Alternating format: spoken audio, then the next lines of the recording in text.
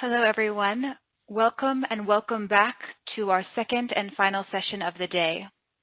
The focus of this discussion will be on the challenges of moderating online content and particularly of regulating this content moderation. This discussion is extremely timely here in Brussels with the arrival of the Digital Services Act, among other regulatory initiatives, but the issue of regulation is gaining importance in many parts of the world. To chair this panel, I have the great pleasure of introducing Paolo Cesarini, Head of Unit for Media Convergence and Social Media at the European Commission, DG Connect. Paolo Cesarini has been Head of Unit since 2017. He previously held other management positions in the Commission, including in the Directorate General for Competition. He's worked as a member of the Legal Service at the International Labour Organization in Geneva, and as a researcher at the Institute for Public and International Law at Siena University in Italy. He has taught EU competition law as a visiting professor at Siena University and as a lecturer at the University of Montpellier in France. He earned his master's degree in international law and an LLM in European law at the College of Europe here in Belgium. Before I give the floor to Paolo, just a quick reminder to the audience that we are recording this session, so please bear this in mind. We want to make this session available to wider audiences after the conference. And also, we ask you to please direct your questions to the panelists in the chat by replying to everyone. We have a moderator who will be curating your questions and delivering them to Paolo for the Q&A. So without further ado, Paolo, you have the floor. Thank you very much, Claire. And let me start straight away by congratulating you and the team of EU DisinfoLab for having set up such a comprehensive program with so many panel discussions and speeches on this topic of disinformation. And as you said, I mean, this debate is very timely. On the one hand, the crisis around COVID has once more confirmed the importance and the urgency to tackle the threats posed by disinformation. On the other side, the Commission has recently published its assessment of the Code of Practice on disinformation, and now is heading towards new initiatives. The European Democracy Action Plan and the Digital Services Act are two important upcoming initiatives which we have to address the issue of if and how to regulate disinformation while respecting fundamental principles. And when I refer to fundamental principles, I think, of course, first and foremost to freedom of expression, but also to freedom of association, freedom to conduct a business, which are also very important principles to be taken into account.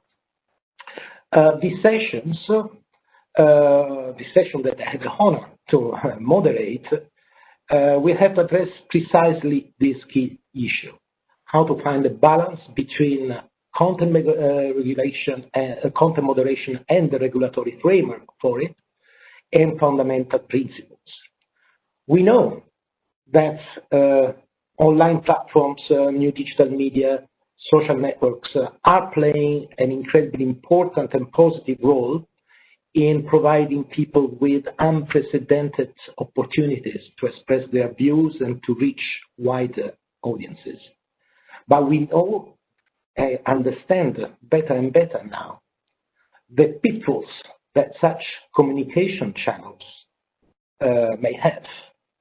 Channels which can be exploited, but I would like to say manipulated to push deliberate disinformation campaigns, influence operations that have the potential to cause public harm.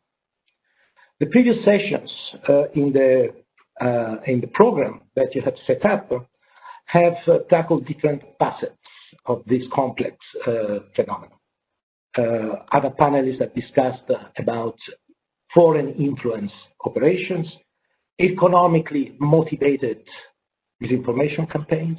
Just the previous session, a few minutes ago, has also emphasized the need to distinguish between satire, humor, legitimate expression of social criticism from the manipulative use of social media to boost narratives that are designed to sow divisions and distrust and to polarize political debates. So the role and the responsibilities of large platforms as gateways to information for an increasingly large segments of our citizens, our populations, it is evident. But how to regulate platforms, how to regulate their own responsibilities in curbing the spread of disinformation without limiting freedom of expression? That is the question that the panel will address today. And to discuss this complex issue, we have three distinguished speakers that I will introduce right now. Gabrielle Guyanim, first of all, she works for Article 19, which is an international free speech organization where she leads the work on digital rights policy issues, including platform regulation, privacy, intellectual property, telecommunications, and cybercrime. She also led in the past interventions and provided advices on cases before the European Court of Human Rights, before the Court of Justice of the European Union, before the French Conseil d'État, and the Supreme Court of Canada, the UK, Kenyan courts, among others. She was also a member of the Council of Europe Expert Committee on Cross-Border Flows of Internet Traffic and Internet Freedom. And she represents Article 19, her organization, in various working groups at the Global Internet Forum on Counterterrorism.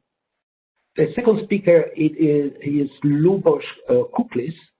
He is the Chief Executive of the Council for Broadcasting and Retransmission of Slovakia, so the Audiovisual Regulatory Authority in Slovakia. He is also the Council representative in the European Regulator Group for Audiovisual Media Services, the ERGA group, where he currently serves as a board member responsible for external relations, and where he also leads ERGA's work on disinformation. And finally, the third speaker is Benoit Luthran. He is an engineer and in industrial economics by training, and he spent 8 years at the World Bank before joining the ARCEP, so the French telecommunication and postal regulator, in 2004, and then was appointed Director General of ARCEP in 2013. Since 2018, he has performed different advisory assignments for the French Ministry of Economy, including leading an experiment to regulate Facebook the last year in 2019. An experiment that actually produced interesting outcomes in terms of how to approach the problem by defining strictly transparency standards defined at national and at EU level. Today, he will participate to our debate as an expert in regulation and will express his own views, so in a personal capacity. As you can see, we have three distinguished experts to address the topic. And let me start immediately the conversation by launch a first question. I mean, when you look at the balance that was referring before between standards for content moderation and freedom of expression, one has to think about that the content may be of different nature from the legal point of view. Certain content is illegal, and but disinformation as such is not necessarily illegal. So the remedies that needs to be devised in terms of regulation needs to be proportionate and modulated in function of the legal nature of the content at issue. So I would like to start the debate on this first topic by giving first the floor to Gabrielle. If you want to take the floor, please do so. The floor is yours. Thank you very much, Paolo. First of all, I'd like to start by highlighting how when we're talking about what's lawful, what's unlawful, what should be illegal or illegal, quite often there is a sense in which we might be in a direction where it might be a good idea to ban or declare disinformation illegal, primarily because there is a strong feeling that disinformation undermines trust in our institutions, in election integrity, and democracy itself. So, for instance, at EU level, we've seen the EU Code of Practice on Disinformation, but sometimes there's been a sense in which there might be a need for going beyond this particular approach, perhaps towards some form of regulation. And as a free speech organization, if I have like one main message for this session, is that we're always very concerned when talking about regulation or of disinformation law, disinformation. And this is based on many years of experience dealing with disinformation laws, false information laws that have actually been around for quite some time. And our starting point in this area is always international human rights or international rights treaties, whether the International Covenant on Political Rights, the EU Charter, the European Convention on Human Rights. And so these treaties protect the right to freedom of expression, the freedom to seek, receive, and impart information and ideas of all kinds. There's no particular caveat for false information. And so free expression can, of course, be limited, but this is subject to strict conditions. The first one being legality, respecting the legality principle. The second, pursuing a legitimate aim, as exhaustively listed in these treaties. And thirdly, that these restrictions are necessary and proportionate. Now, what we found across many years of experience dealing with this is that it's now impossible to find or to craft a definition of disinformation that is sufficiently precise, that it doesn't allow for abuse. And that's really the key point here. There's a real danger with disinformation laws that they are used to stifle political debate and legitimate criticism of government policies, for instance.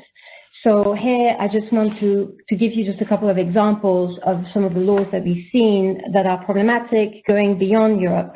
But just very recently, for instance, we've heard Nicaragua wanting to, in this instance, criminalize the dissemination of false information or distorted information likely to spread anxiety, anguish, or fear. As you can see, it's very broad, and it's punishable by 4 years in prison.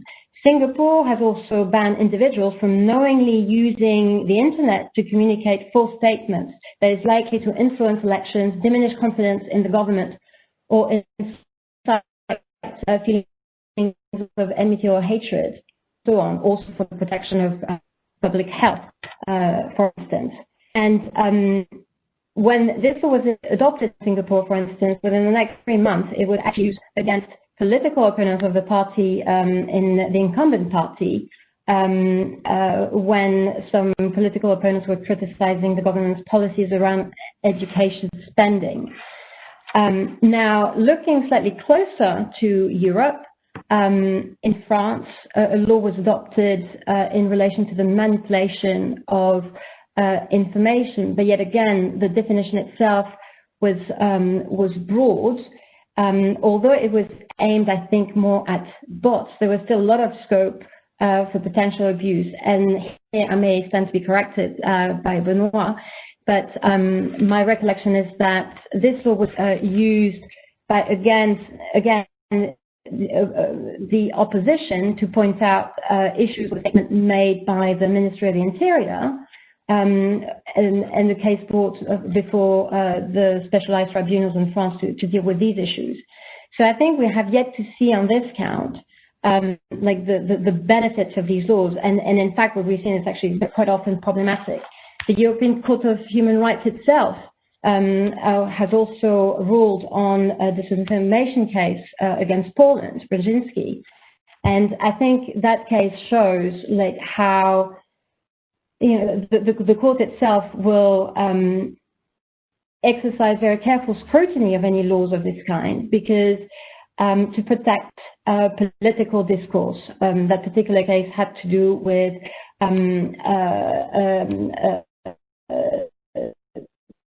local elections and someone trying to stand for local elections and distributing leaflets were critical of how local matters have been dealt with.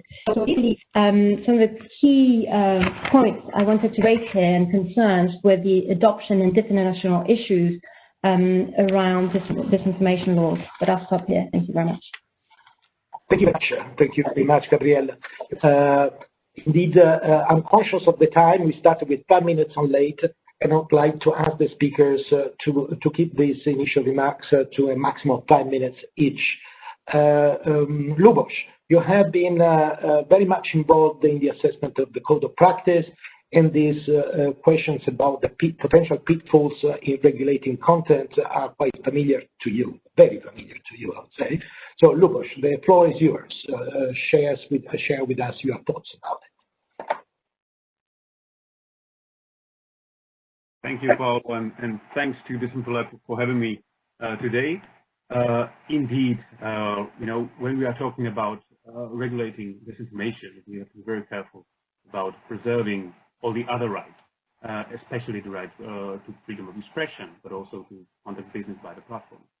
But I think the concerns that Gabrielle raised are going too far, beyond what we were doing and what the code of practice is presenting for us, and when we are talking about improving it, because we are talking about systemic oversight of what platforms are doing, and for basic accountability of the platforms in this field. Now, if you think about what is going on there, there is no calling for regulation against individuals. It is about systemic oversight of the systems that the platforms are putting themselves to fight disinformation. And I think this is the right approach, probably in all digital, but just concerning myself to the disinformation problem. What we are trying to understand is how actually big is the problem. And what we are trying to understand is how the measures that the platforms are putting forward to solve the problem are helping. Now, if we are talking about this, I think we need to start with transparency, and we need to ensure that the data that we are getting when we are trying to oversee how this is all working, that we are getting the data that we need for that. And this is what we are calling for in our report, and we are calling for co-regulation. By our understanding, this means that the platforms will have obligation to provide this data. And I think we need to definitely start there and then see if there are other obligations needed. And when we are talking about balancing rights, indeed, again, this is extremely important. But when we are talking about, abuse of these obligations, I think another important thing will be to put enough safeguards to also make the regulators accountable when are exercising their competencies. But still, when we are talking about systemic approach, it is the platforms themselves who are implementing the measures. It is just for the oversight in co-regulatory system to see if these are fulfilling the goals that are set forward. For example, in the code of practice that has been implemented by the platform in the last 2 years. Thank you. Thank you, Lubos. Thank you, Lubos. And I would like to now give the floor to Benoit, that certainly has a very interesting insight about this question based on his own experience in France. Thank you, Paolo. As was briefly said, we had an interesting experience in France where we decided, rather than draft another law, although we do that very well, to have an experiment and play a role-playing game with Facebook in 2019, where we played what the regulator could be doing in the future in trying to regulate social platforms. And I think we had an interesting discovery. In fact, we realized that, of course, regulating content, directly regulating, deciding what content is legal or not, is an impossible task. You have at least to be a judge to do such a thing, and even a judge, I suspect, will have difficulties because of the scale of the social media platform. But we discovered something else. I think what we discovered is that we are facing an incredible asymmetry of information. We can only observe the social network to the extent we use them. So I can see my Facebook, you can be your Twitter, but only the platform can see what's taking place at scale for the whole platform. So we have to rely on them to understand what's going on, what's really the effect of the platform. And this is really, I think, the constraint we have to fix, the constraint that we had in the code of practice, which was extremely useful, which allowed us at the AU level to build first level of capacity, but still we rely mostly on declaration of platforms. And we have to fight this asymmetry. And that's where transparency can make a huge difference. A legal requirement for transparency, which would be completely different from what the social networks have been doing up to now, which was a unilateral transparency, which is not sufficient because it's only credible to the extent you trust them, and we should not work on that basis. So we think really that what is really the scarce resources in those issues, in the information ecosystem in which we live, in which the social media operates, it's trust. Trust is a scarce resource in the sense that right now more and more people don't trust really the information they receive. They don't understand what information is reliable, what is not reliable, what are the platforms doing, how are they moderating in a way. Governments, parliaments have the same question: should we trust? What can be trusted? And the key element that regulators could reinstate is trust by enforcing a strict transparency requirement, not directly giving orders to platform in a way, except the order would be say what you do what you say, because immediately you will recreate the basis for a meaningful policy dialogue at EU level, and to engage a platform onto policy dialogue. So that would be respectful, I guess, of freedom of speech, and understand exactly how they are dealing with those issues, are they part of the issue, are they part of the problems, and I think on that basis we can move forward. I guess there's three kinds of issues we are facing where we will need to know exactly where the platform stands. The first one is, how do they fight against third-party abusing that platform? Countries which are aggressive towards the European countries, criminal groups. Second would be what are the side effects, the unintended consequences of the algorithm on the integrity of our information ecosystem. And for this, we need to, academics need to have access to some data to implement the research and really understand the consequences of having those big platforms changing the dynamic of our information ecosystem. And the last one is really just to understand what is being done very legally by people who are using those platforms legally, by using ads typically on targeting ads on specific groups, where it's fine, it should be legal, but it should be subject to strict transparency requirement so that we really understand what are the new dynamic of the information ecosystem on which we are building our democracy across Europe. So on all the three issues, we really need to have a very strong policy dialogue with this platform, grounded on a strict transparency requirement to be sure that we are being told, we are being given the right information. Thank you very much, Benoit. Indeed, there is a number of issues already emerging from this initial round of views. One thing is about the definition of disinformation, scoping well the phenomenon. If we want to regulate, you need to scope the phenomenon to avoid potential abuses and potential interference in the space, in the free speech space. And on the other side, the call that from Lubos, which is not far from what you said, I believe, Benoit, that we should focus on the systemic oversight of the systems and therefore reducing the asymmetry of information that prevails nowadays in the interpretation of the information dissemination dynamics. Online, it is really key.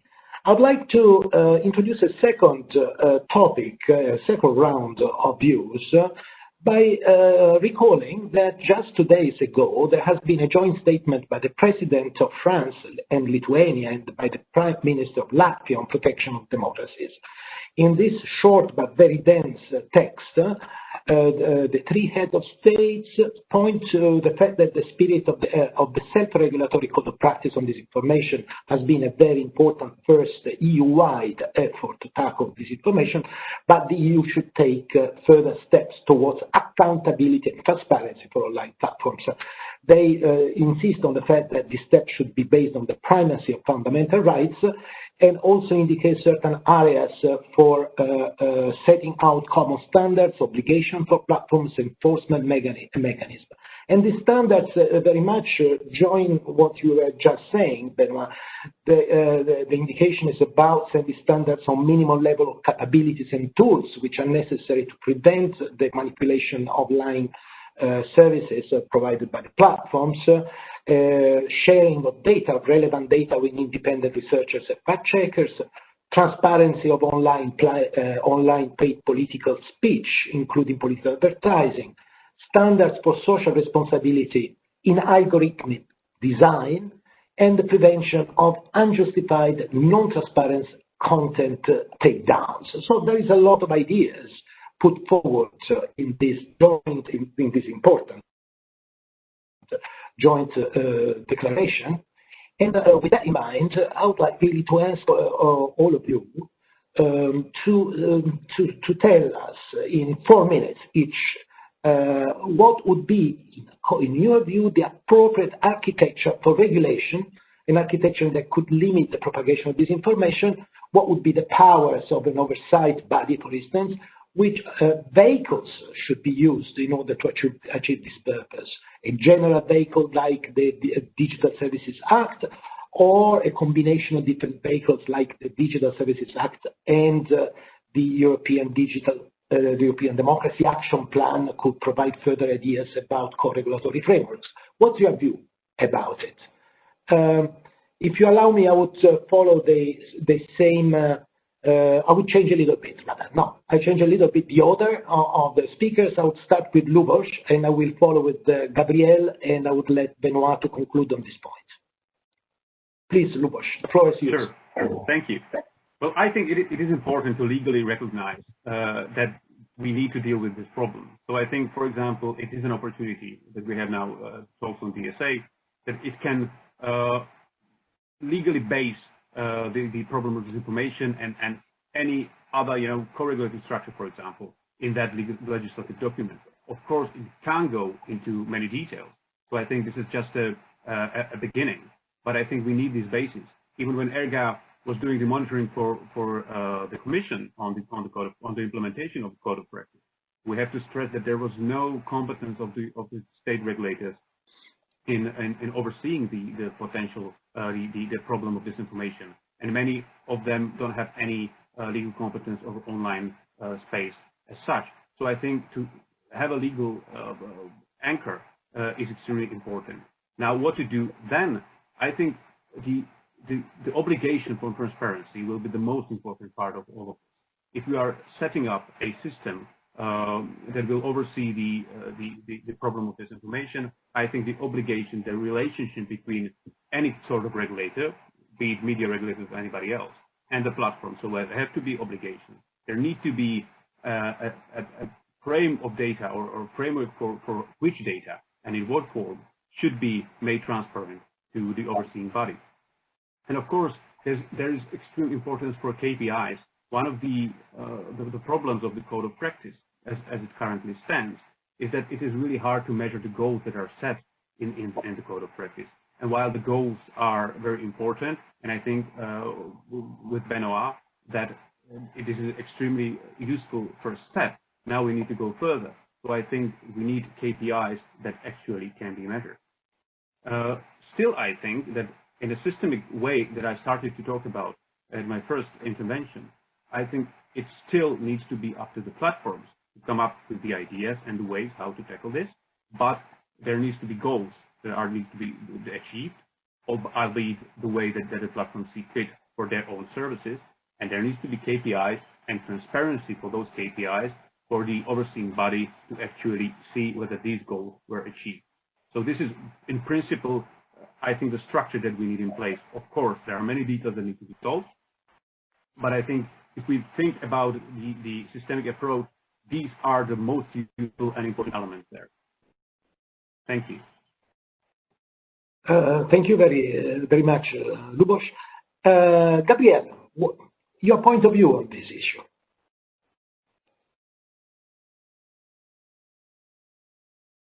Gabrielle? Thanks very much. Well, so if you allow me.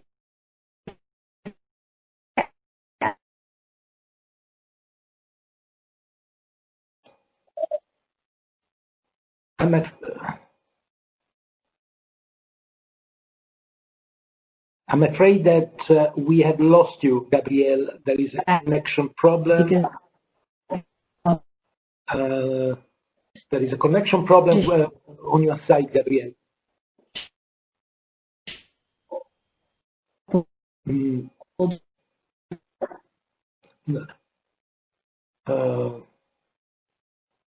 Paolo, do you want to step in while Gabrielle is coming back?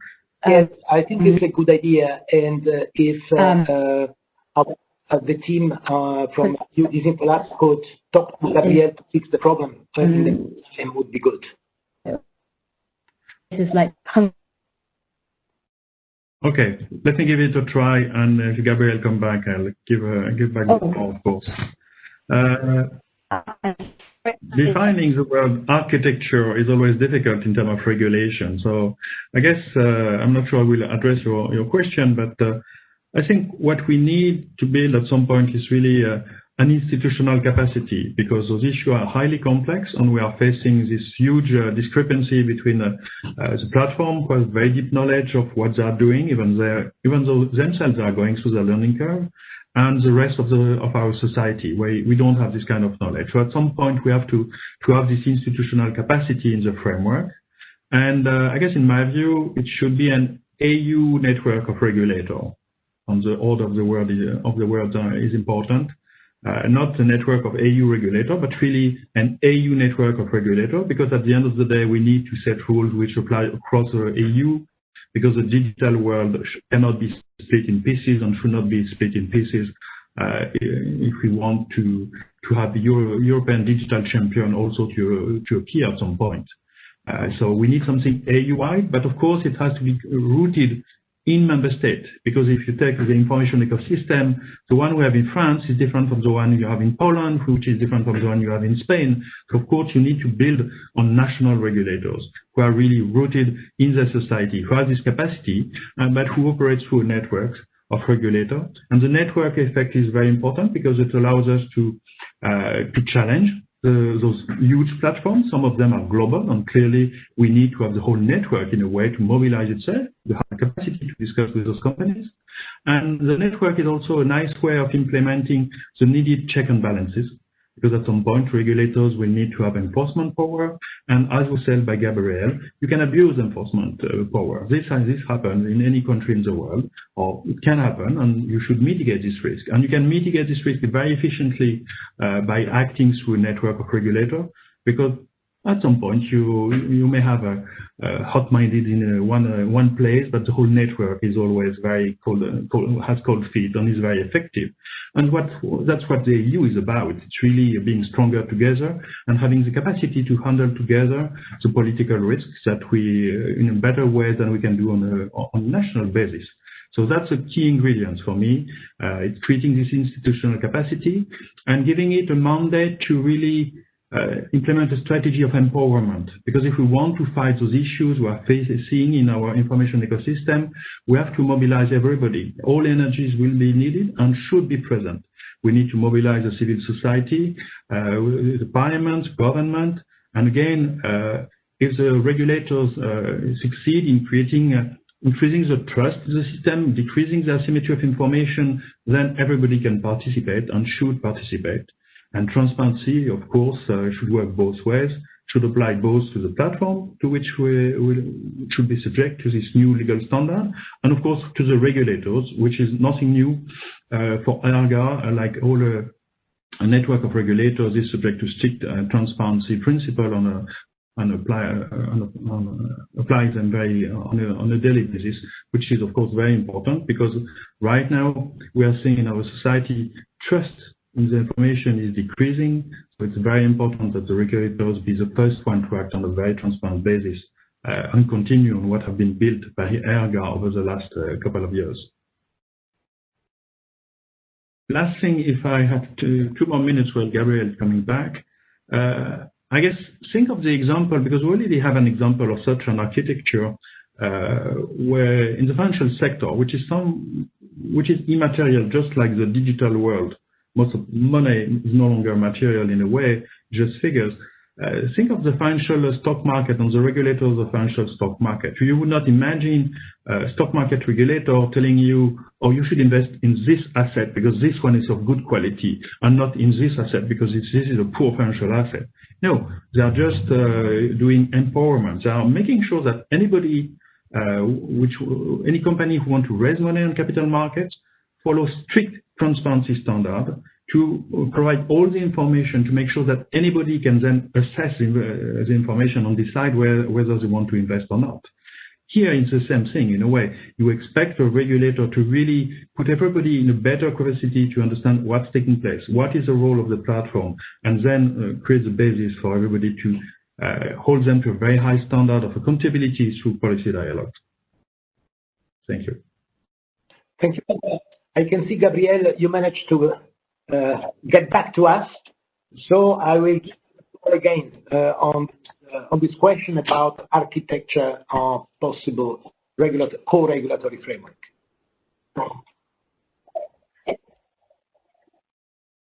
Thank you very much. So I'm not sure exactly where the connection was lost, but I just wanted to highlight at the very beginning that as a global international NGO, Article 19 has generally had concerns around the independence of regulators, and that informs a lot our position on these matters because we work in countries such as Turkey and Russia where these regulators are not independent, and as I mentioned previously, even in some EU countries would have concerns around the independence of some of the regulators. And so the second point I'd like to make is, generally speaking, we are very supportive of more transparency on the part of social media platforms. We think it's absolutely essential. Now, when it comes to process-based scrutiny, again, I think would be generally supportive. But the concerns that we have in relation to some of the proposals that have been made, for instance, in the context of the Digital Services Act, or elsewhere in countries such as the United Kingdom, is that there comes a point where it can be tricky to distinguish content from process. And so some of the concerns that we have around all these proposals are around, and what we've seen also in the past is that the emphasis was very much around taking down, whether it's content or accounts. We don't really know what would be the relationship in relation to, even if the definition of disinformation is not crafted at EU level, very often it falls back on the platforms to come up with one. And so, we need a bit of clarity around what that means, what's the relationship between the regulators and the platforms and how these decisions are made, because quite often, in order to be able to tackle, quote unquote, the problem, very often that translates into broader definitions from the platforms themselves around the content that they take down. And again, in practice, what we've also often seen is whenever the platforms announce that they're tackling misinformation or disinformation networks on the platforms, we see a lot of activists whose content is swept down and taken down in the midst of these operations. So that's why we want to sound a note of caution when it comes to these models as well. Now, at Article 19, when looking at the issue of platform and content regulation online, it struck us that a lot of the problems that we had to do with the concentration of powers in the hands of very few social media giants, Facebook and YouTube, just to name the most obvious one. And so it's with this in mind that we could put forward proposals to unbundle certain functions that social media companies have, hosting on the one hand and content moderation on the other, so that would allow other parties to come and provide content moderation services to create a more diverse ecosystem, information ecosystem. And so depending on how this is implemented, it may lead to disinformation, traveling less easily. I think, again, it depends very much on how these proposals would be implemented in practice, but we think that at the very least, this is a solution that would give users more choice in the kind of information they get access to. And so these are some of the sort of different governance structures that we'd like to propose, at the very least, in addition to what we've heard already. More generally, we are supportive of a range of other measures. A lot of these can be found in the joint declaration on freedom of expression, elections, and disinformation have been developed by the special rapporteurs on freedom of expression. But to cite just a few, I mean, and also in a recent UNESCO report, there's a very strong emphasis on the digital and media literacy skills and various actions which are in line with what we've heard already around greater transparency, the labeling of content, and also, let's not forget, compliance with data protection laws that we think is very important in this space and requires a lot of coordination between the various actors involved. So I'll stop here. Thank you.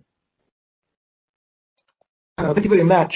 And I think there starts to be a certain degree of convergence when we talk about moving from betting content to rather exercising an oversight over processes, that there is a start of convergence that is an interesting one. Of course, then the devil always hide in the details. And transparency is a principle that on which everybody agrees. There is also a degree of accountability that requires the setting of standards for content moderation practices, where exactly the devil can hide quite severely. On the other side, I personally believe that by focusing on the techniques that manipulate the online information space deliberately to influence the opinion, if we focus on that, we focus on the phenomenon where people that master these techniques in reality remove from others their freedom to express themselves. So the amplification of certain narratives that are pushed forward through the malicious use of manipulative techniques are removing the freedom of expression from others by altering this kind of level playing field where all the voices should have an equal volume. So there should not be a voice that becomes louder and suffocate other people's voices. That is a bit inherent to the notion of media manipulation as threats and as an objective, as a focus based on process rather than content when it comes to content moderation. But of course, it is very clear that the dangers that may arise from the implementation of the regulation that takes that type of direction,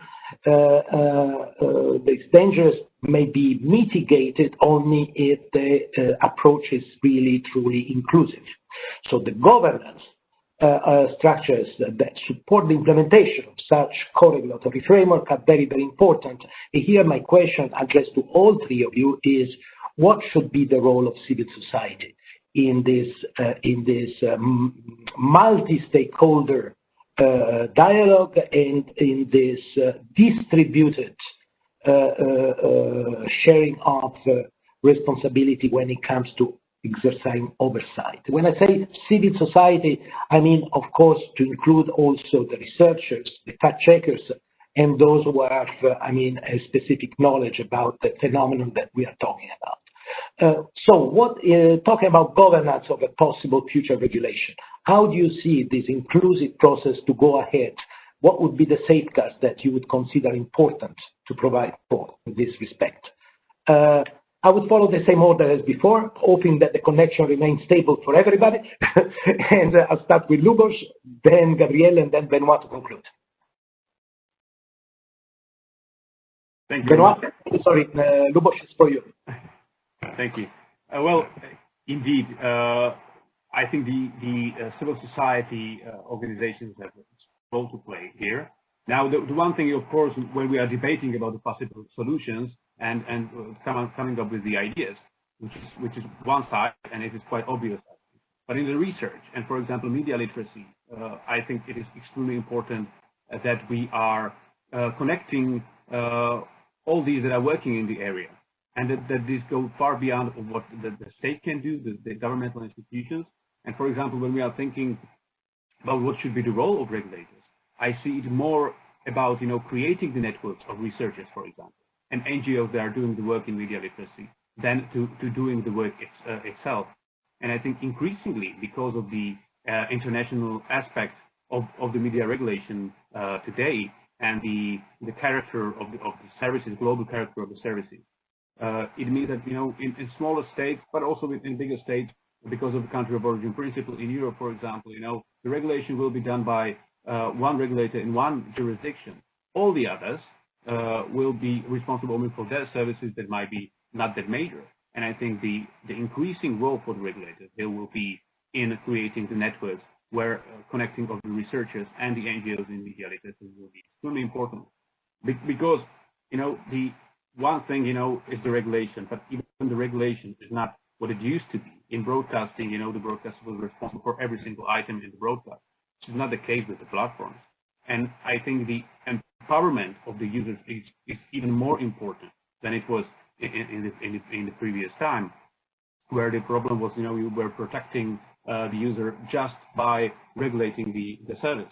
Now, it's not that, it's equal measure, the user that understands the processes and that understands the harms that might be potentially coming from the platform. And in this field, I think the NGOs and the civil society will be extremely important in helping to solve the problem.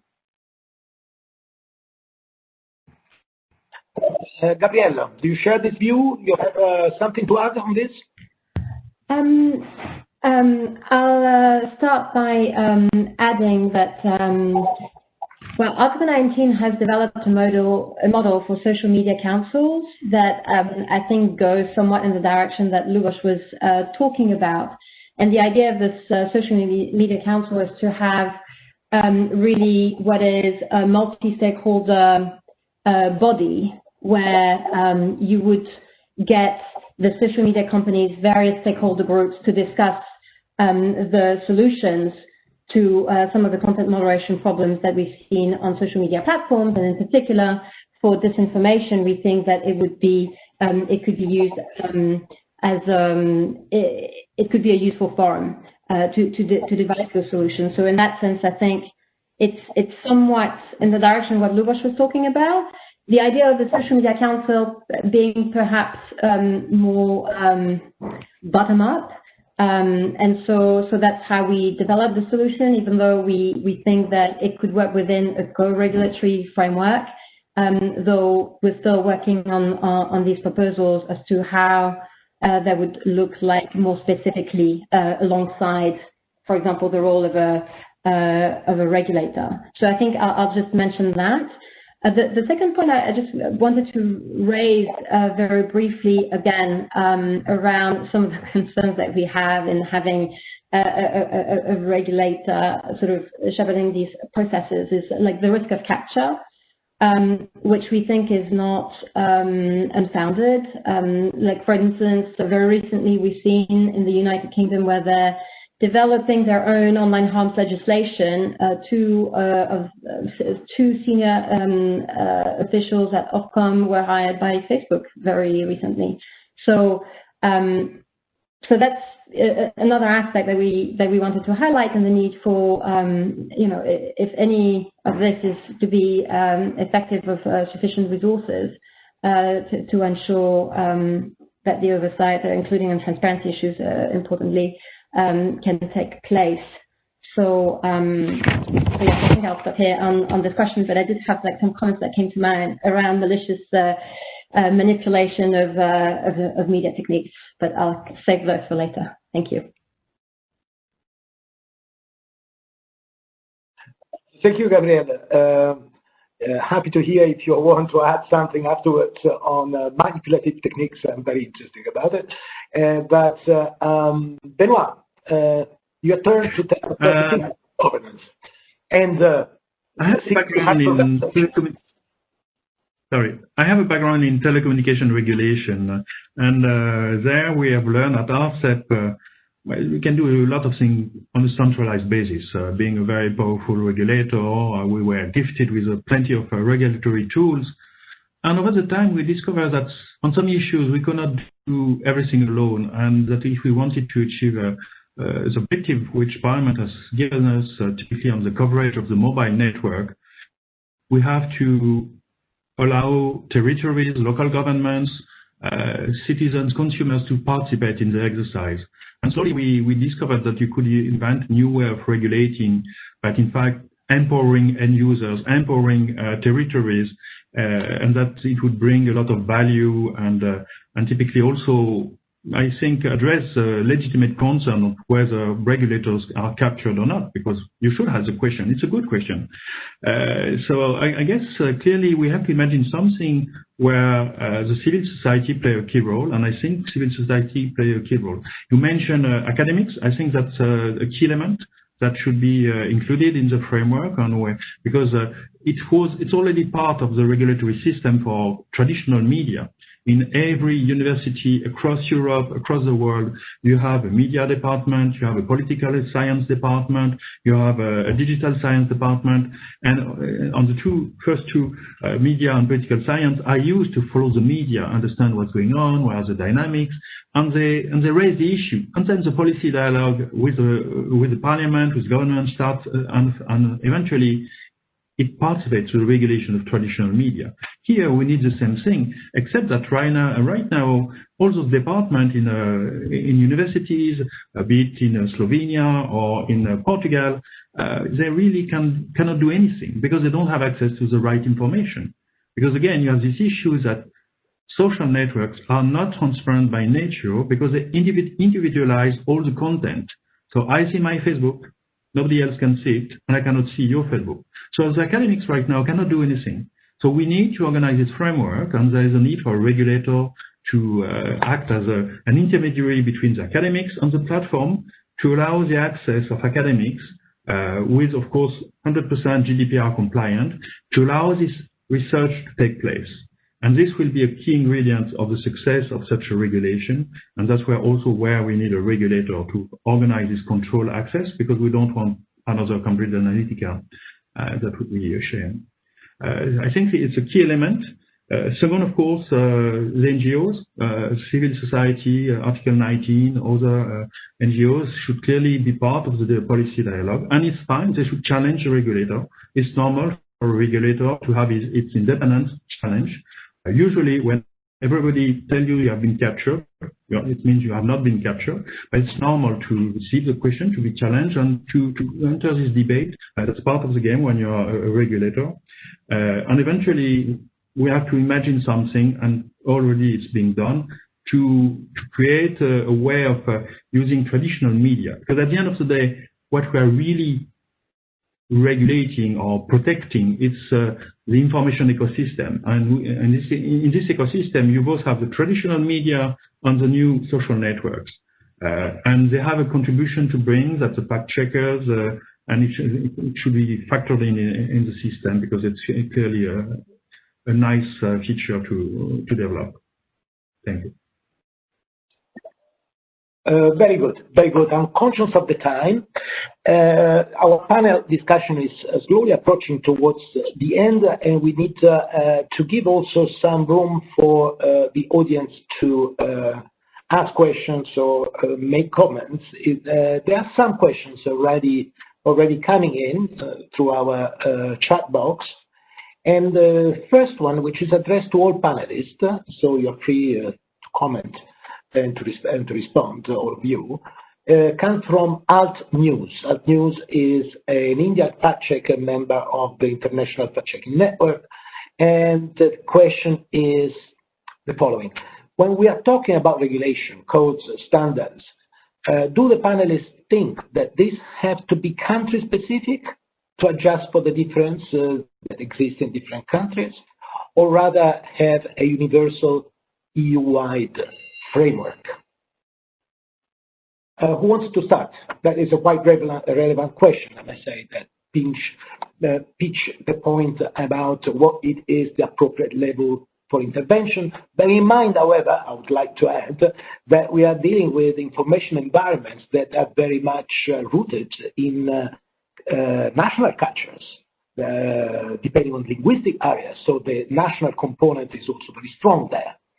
So how do you see this balance to be found between an oversight that has to take into account the national specificities, and on the other side, the need to have a coherent, coordinated approach, because as everybody knows, internet knows no borders, services cross the borders. So that, I can see Lubos raising his hands.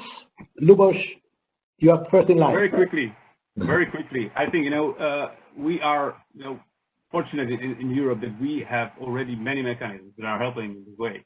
And I think for us, from the point of view of European regulators, it really does make sense to have a European-wide regulation on this. That being said, also we need to ask the platforms to provide us with data that are broken down on different states, because the elections are taking place in the member state, for example. And when we were monitoring the implementation of the code of practice, we really experienced the problem that when we are talking about, for example, elections in one particular state, and you are getting data for all the Europe, it is really hard to distinguish it and to find the patterns and the problems in one particular area. So I would say, the Euro-wide approach is excellent in talking to the platforms with the meaning of all the Europe, which is, a big area, many users, and there is already legislation and mechanisms in place. But of course, being able also to get the information and data for different states. And for where I think, it is important for us to be talking predominantly about Europe and not globally, because with the concerns that Gabrielle already raised, the problem is that when you are talking about systemic approach, you are not talking about the regulation itself. You are also talking about the whole, system in the country, the whole democratic system of governance. And now, if you are talking about the regulation itself, you are talking about regulation. Now, regulation needs to be independent, but it also needs to be accountable. How do you make them accountable? You are making them accountable by independent judiciary, and so on. So this system cannot function, and we can't be talking about the system confidently enough when we are talking about something else than Europe, because we understand Europe and we understand the processes. Of course, there may be problems in few member states, but overall, I think that the system still can be seen as robust enough that we can implement the ideas that we are talking about. Now, we can't say that because we don't understand other processes in other countries. So that's why in our debate, and speaking for European regulators, we can be talking about Euro-wide approach, not going beyond, but thinking that it might be useful for smaller areas than Europe. Thank you. Thank you. So, Benoit, Gabrielle, your point of view on this question? What is the right level of intervention, EU, national? 20 years ago, I saw that really the difference between France, Germany, Italy, Romania was incredible. And then I moved to the US and I lived there for 5 years. And I realized that we were all Europeans, that all the things we think are so different between the various member states are really not that huge. We share incredible values in common, which are really European values. Just get out of Europe, get back, and then get back to Europe, you realize that Europe is something very strong. This being said, I think that if we go too local, member state, or even lower, clearly we take the risk that we are breaking the internal markets. And Europe is also about the economic opportunity. it's also about trying to build our own digital champion, and we need to protect this EU single digital market. So clearly, we should set the rule at EU level, or most of the rule. Doesn't mean that you have to change all the local laws of what is illegal or not. The bulk of the regulation will not be about legality of content, I suspect, but rather about how you build the network of regulators, how they can act, what is their purpose. All the things should be set up at EU level to protect the integrity of the EU market. If not, we will be serving the interests of the big techs. And when you are so big like Facebook, like YouTube, like Twitter, they can afford to operate in a fragmented market, but nobody else can. So if we fragment our market, we will just be working for those people to organize the fact that they will dominate the market for the next 20 years. So again, I think the rules should be set up at EU level. But then I fully agree with what Lubos said. Supervision should be done locally, because whether the information ecosystem is being disrupted in an unacceptable way should be monitored locally. Because the information ecosystem in France is different from the one in Romania. Again, we don't have the same schedule for the election, as was said. You have to do it locally with regulators who are really grounded, rooted in the territories. And like in Germany, it can be a network of regulators who even do it at a lower level, at the lender level. This can work very well. It has been demonstrated by Germany over the last 50 years. So EU rules, local monitoring, I suspect local enforcement in many cases, but with a check and balance, because you can abuse enforcement, and it's extremely important to organize the check and balance at EU level through the network function.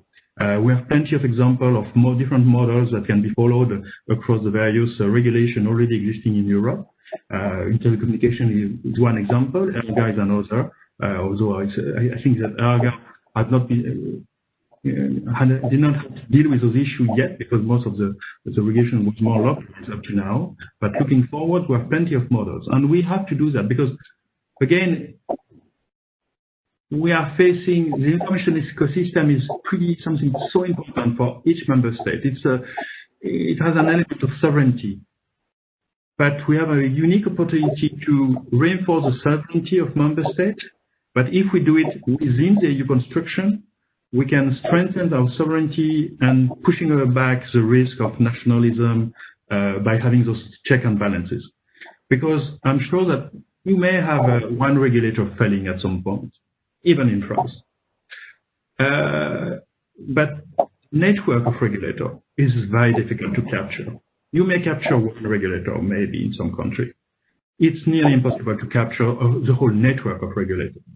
So we have the EU construction is a unique framework which allows us to strengthen our national democracy, our national member state, but to do it in a very sustainable way if we build it in the EU construction, which will give us a framework to build all the check and balances, which legitimately NGOs like Article 19 will ask us, and can be built very easily within this EU framework. Thank you. I hope, Gabrielle, you agree with that. It sounds quite palatable to you, this point, isn't it? Disagree, of course. You are free to disagree. No, thanks very much. I mean, first of all, I'll start with a remark around, the many comments you made around, bringing in NGOs on board and so on. And this harks back to this idea of multi-stakeholderism, which, is something that NGOs such as Article 19 and others have engaged with. And in fact, like, for instance, I'm a member of various groups at a global level around counterterrorism called GIFCT, the Global Internet Forum on Countering Terrorism. And so we have these sort of collaborations, but I think it's very important to remember also the power dynamics within these fora and how it plays out, and I think to the extent that it happens to ensure really that there's a equality of voice and for civil society to at the very least feel like it's being listened to. So just remark that. The second, to the question that was asked, I don't have the experience that that both Benoit and Lubos have as regulators. And to me, this is a very difficult question. I think it is particularly difficult for me, like if the starting point is trying to figure out the scope of that regulation, what that means in terms of definitions, because here the experience that we have is mostly in relation to laws like hate speech, for instance. Oh, that's clear. That's clear. And how this is implemented, or even the balance between freedom of expression and privacy. And what we've seen is that in practice, those balances are struck very differently at national level. And it's quite hard to common definitions or definitions that comply with international standards on free expression. So here, obviously, because we're talking about disinformation, the discussion has been mostly around transparency obligations and processes. Well, maybe these issues won't arise quite so much, but again, it's very difficult to know without seeing some actual text and the detail of what it is that we're talking about. So I think it's right that more generally in relation to the Digital Services Act, when thinking about the governance model for this piece of EU legislation, I think that with the reservations I've expressed beforehand around the regulators and their independence, when we thought about it, it was more along the lines that have already been expressed by Benoit Lubos, where this, would most probably take place at a domestic level. And again, thinking about disinformation, I think it's about speech. Speech is very local, and so it depends very much around local understandings. And so quite often there's also an overlap between disinformation and hate speech too. So I think the important thing to remember is that things might not be quite so clear-cut in some instances around the tools. I have another question before we close. We have. So I'll just end with saying that I can see how enforcement might need to be divided locally. And again, we're seeing examples of coordination at EU level, for example, around data protection. Yeah, I'll stop it. Good. There is another question I think I'd like to briefly, very telegraphically, to have some answers from you. This question comes from Gary Machado, Managing Director of the EU DisinfoLab. And the question is the following, that starting from the point that transparency, the oversight body, etc., seems to be supported by many organizations. Now, the question is, what happens when the data becomes available? We are talking about very large data sets. Who has the capacity in Europe to actually carry out these analyses? He mentioned, for instance, that recently, the Twitter operations data that were disclosed by Twitter, data sets that were disclosed by Twitter, were analyzed in partnership with organizations which were not based in the EU. So, how to build capacity? I would like to add to this question also my own point of view, which is what you think about the future role that EDMO, so the Digital Media Observatory, may have in order to build this capacity to analyze data and to link up fact-checking and research together in cooperation with the relevant authorities, acting as a network, as Benoit correctly stressed over and over, because the network is a synonym of strength in this case. So what's your view about it? Can you go? Yeah, sure. I've learned at the World Bank that in the long term, there is only one thing which makes the difference. Education, education, education. Media literacy. So at some point, there's no miracle. We need to invest in education, and before education, you have research again. So of course, yes, we need to retarget part of the research effort, which is financed by the EU and by some member states, on academics to send a request for proposal saying put the project of general interest and how to and then list all the priority, protect the integrity of our information ecosystem, measure the impact of the moderation, and then we'll see the academics, how the academics work. We don't decide what research they implement. We just give incentive, but organizing grant program in Europe mostly through government or the EU directly. In the US it's more through foundations, and organize and develop this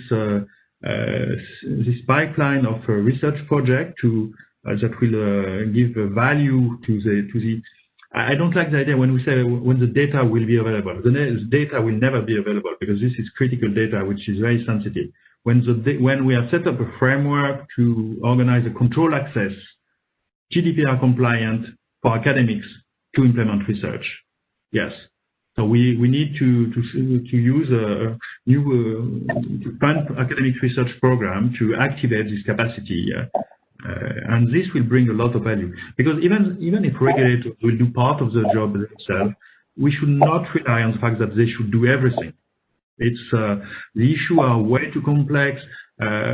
You can look at them from so many faces. We need the energy and all the ideas that come from the academic world. That's also part of the EU, to have this tradition of universities and academics who are working on those issues of public interest very close with the government.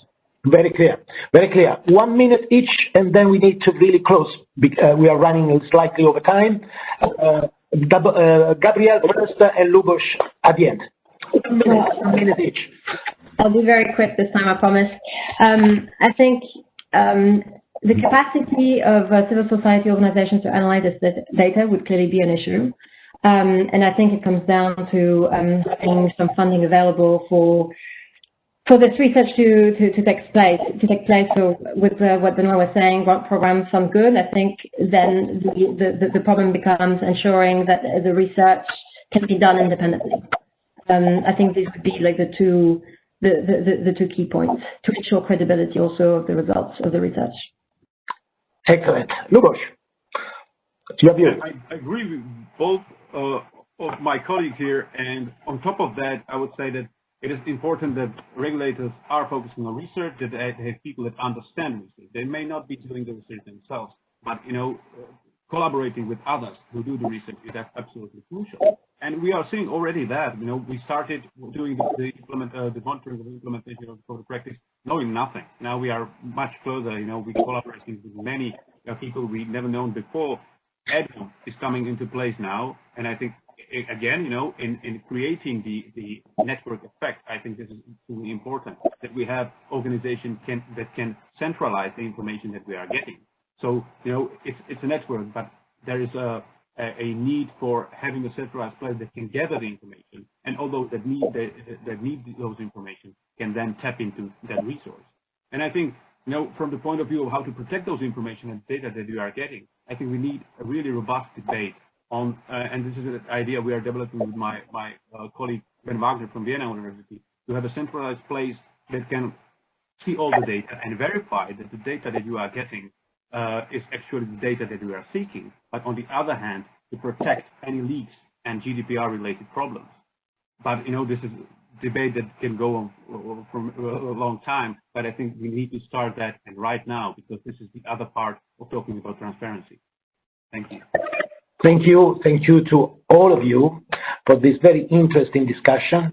Here we are we have reached a turning point in a journey that started 2 years ago at the EU level to tackle disinformation as a complex phenomenon, but a phenomenon that is here, unfortunately, to stay, and that requires solutions, robust solutions in a coordinated EU-level fashion.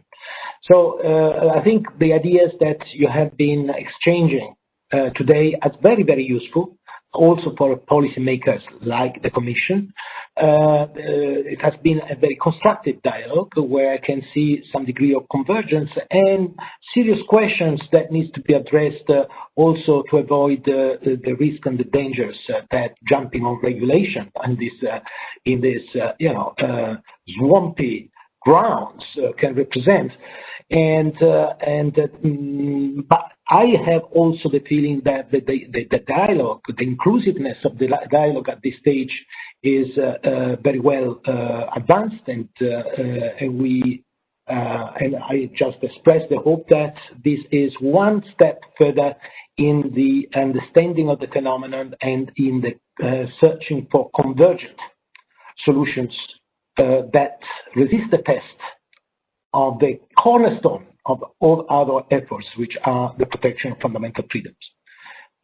Thank you very much, and I hope to see you soon in the real world, the physical world, for a next debate. Thank you very much, and I pass back the floor to Claire to close the session. Thank you very much. Thank you very much. Thank you all. Thank you, Paolo, and thank you, panelists, for this discussion, which definitely merited the few extra minutes that we gave it. Thank you all for staying with us. This is the end of today's session, but we hope that you will join us tomorrow. Tomorrow's theme will be speaking about the infodemic, specifically the COVID-19 context and the way that this changed content moderation and the issues around disinformation for the wider ecosystem. I think it'll be a really interesting day in comparison. Today we focus very much on content and on regulation. Tomorrow we'll also hear much more from civil society. We'll be joined by representatives of platforms, but then later also by Dr. Julie Posetti from the International Center for Journalists, Claire Wardle of First Draft, Hubert O from the researcher at the Oxford Internet Institute, Tricia Meyer, a professor of digital governance and participation, and by EU DisinfoLab's own executive director, Alexandre Alaphilippe. So I hope you will all join us again here tomorrow. We'll begin at 2:15, but the room, as today, will be open at 2. Thank you again, everyone, for your participation today. Thank you, panelists, again one more time. This was excellent, and hope to see you all soon. Thank you.